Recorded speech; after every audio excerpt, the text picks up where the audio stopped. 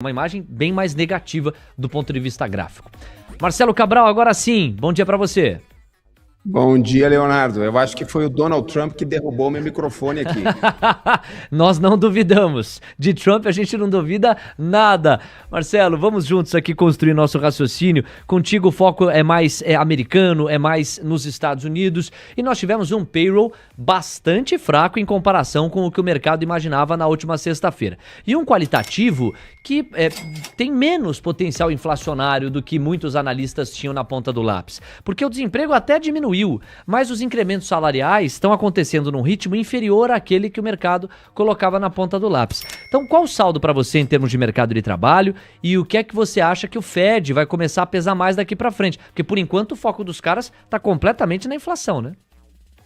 Exatamente. Leonardo, esse número de payroll, non-farm payroll em julho, ele veio com uma queda de 23 mil postos de trabalho, o que foi bem abaixo, e além do número ruim em julho, houve revisões nos números anteriores, nos 2 meses anteriores, maio e junho, e eles tiraram 103 mil postos de trabalho do número.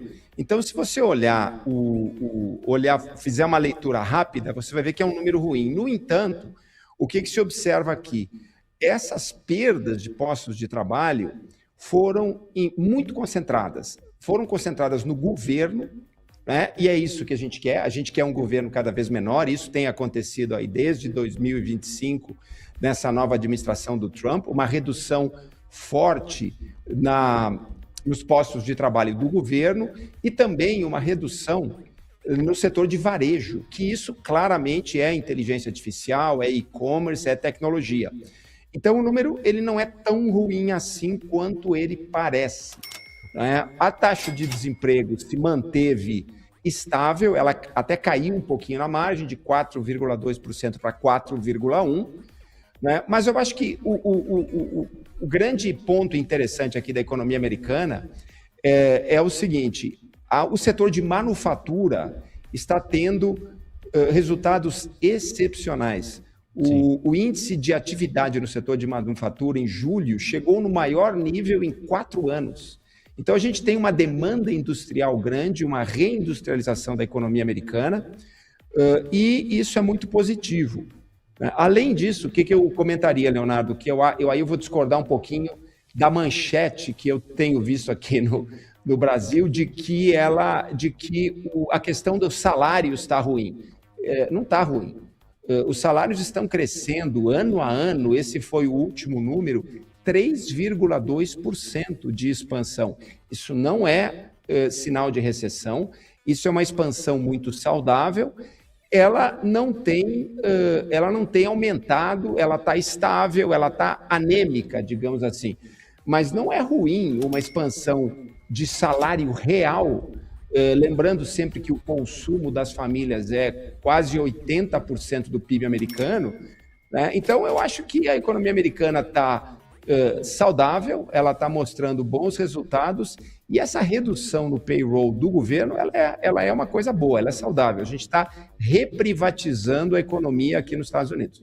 Então, é isso. O headline do payroll é um headline muito mais fraco, mas quando você explora o qualitativo, você vê que o fechamento das vagas se concentrou sobretudo nas vagas do governo.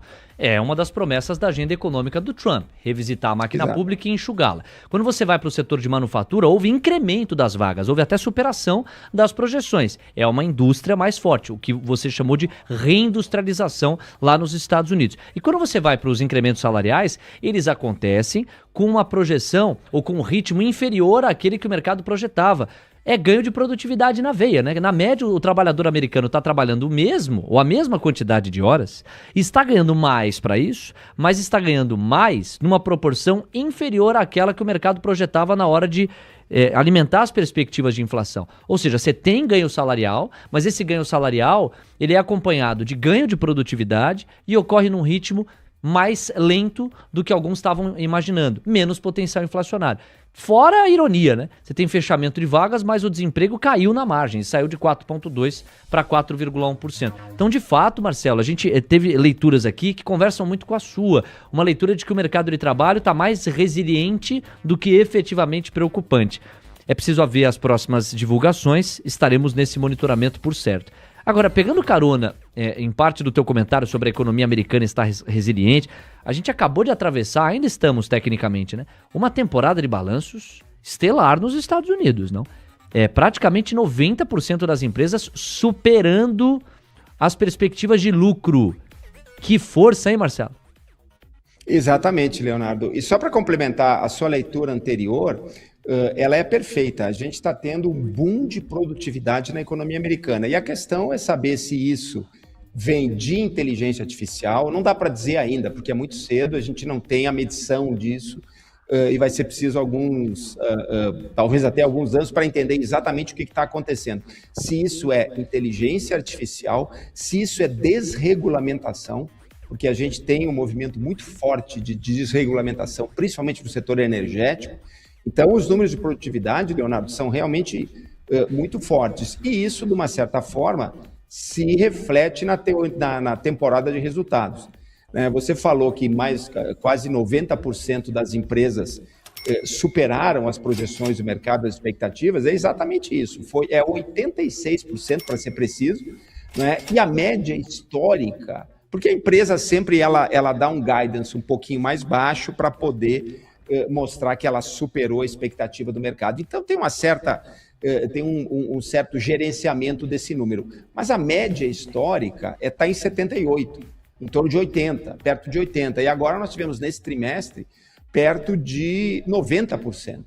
Então, o crescimento, Leonardo, dos resultados, se a gente pegar o S&P como um todo e pegar o lucro combinado de todas as empresas do S&P, que são as 500 maiores empresas da economia americana, subiu 32% no segundo trimestre, comparado com o segundo trimestre do ano passado. 32% é um negócio, assim, muito forte. Então as empresas continuam mostrando lucros muito interessantes. E o grande debate agora é como é que posiciona as carteiras, olhando setor por setor, para poder entender onde é que vai estar a liderança do mercado nos próximos meses. E aí seria legal ouvir se você já tem alguma pista para guiar o estudo do investidor e do trader que nos acompanha para essa busca, que é a chamada nova onda de tecnologia, inteligência artificial ou da economia real. A gente viu a resiliência do Dow Jones nas últimas semanas. Você já está próximo de uma resposta ou de uma perspectiva para o investidor e para o trader colocar nos seus estudos aqui do dia a dia? Leonardo, nós somos uma empresa americana regulada pelo SEC, então eu não posso dar recomendação de investimento. Né? Nem quero isso. Mas dito isso, o que nós estamos observando aqui? A gente está tendo um resultado muito interessante, porque até agora, nos últimos 2 anos, o setor de tecnologia realmente foi o carro-chefe do crescimento de resultados nos Estados Unidos. E isso preocupava muitos gestores e analistas de você ter uma dependência muito grande das 7 magníficas, né? Microsoft, Apple, Google, etc., as 7 maiores, e você ter um crescimento muito forte em tecnologia e um crescimento baixo no resto dos setores. Isso, de uma certa forma, continuou no segundo trimestre, mas menos. Né? O setor de tecnologia, Leonardo, cresceu 69% os resultados de um trimestre para outro. É um negócio assim inacreditável, 70% de crescimento de um ano para outro. Isso é o dobro do resto do S&P. Existe é mais do que o dobro, né? Existe aqui uma medida que não é o S&P 500, é o S&P 493, ou seja, tira as 7 grandes. Né? E esse S&P 493 subiu 23%. É muito bom isso. Né? Então, o que a gente está observando é o seguinte, uma dependência menor do setor de tecnologia, que está passando por uma série de questionamentos. O setor de tecnologia hoje nos Estados Unidos está barato. Se a gente olha o valuation, essas empresas estão baratas, considerando o crescimento de resultado, considerando a solidez do balanço, considerando os produtos, a diversificação mundial.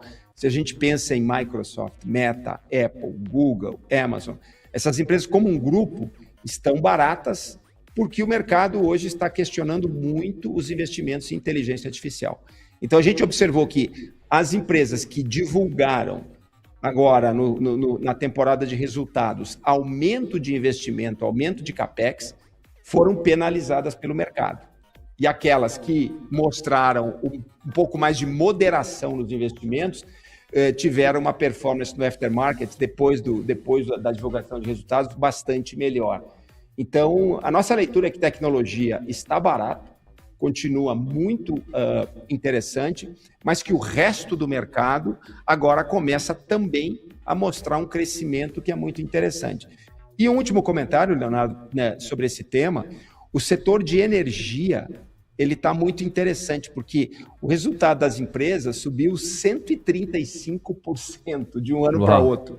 Né? Isso por quê? Porque, evidentemente, são empresas de petróleo, o preço do petróleo subiu, então isso catapultou os resultados. A nossa tese, a nossa percepção é de que, mesmo havendo uma resolução para essa questão do Irã, o petróleo vai continuar mais elevado do que estava, porque agora ele está embutindo um prêmio de risco geopolítico.